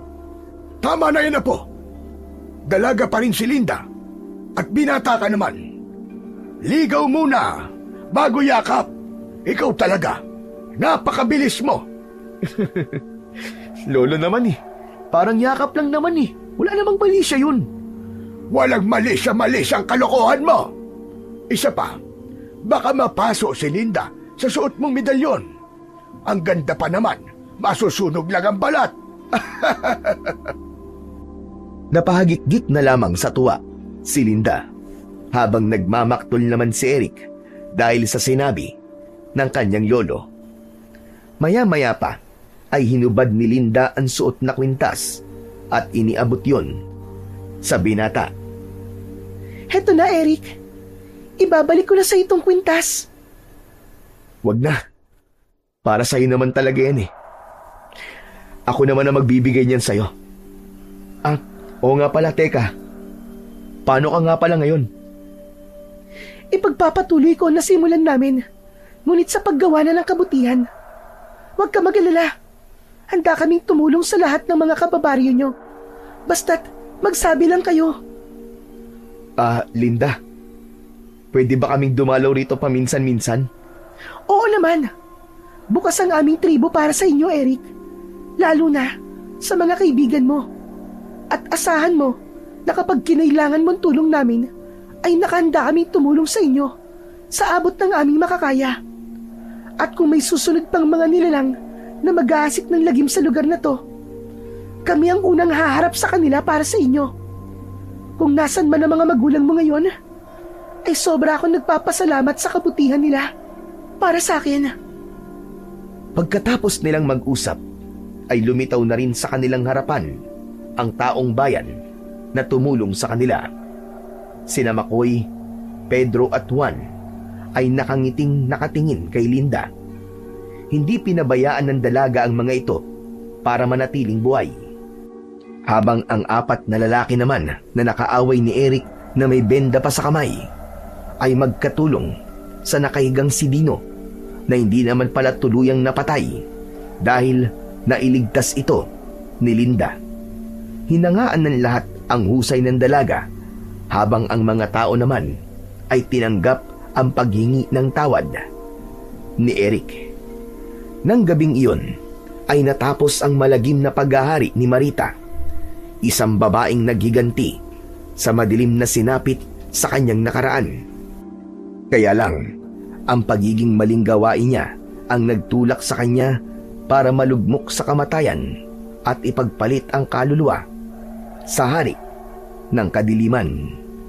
Pagkalipas ng ilang oras na paglalakad, ay ligtas silang nakauwi sa baryo ng Malindak. Dala ng pag-asang maibabalik na ang katahimikan sa baryo. Samantalang si Linda naman at ang mga alagad nito ay nanatili sa tribo bilang isang mabait, mahusay na pinuno ng mga Amazonang bangkilan. Hindi nagtagal ay nagbago ng tuluyan ang binata. Tumulong na siya sa mga tao. Nakikiisa na rin siya sa mga usaping pangkapayapaan. Ginamit niya ang pagiging tagapangalaga sa medalyon para ipatupad ang kapayapaan sa kanilang baryo. Habang si Lolo Binoy naman ay naging isang mahusay na albularyong tumutulong sa mga may sakit. Paminsan-minsan, dinadalhan nila ng mga pagkain sina Linda at ang mga kasama nito sa tribo. Tulong-tulong silang lahat upang mapanatili ang kaligtasan ng bawat mamamayan.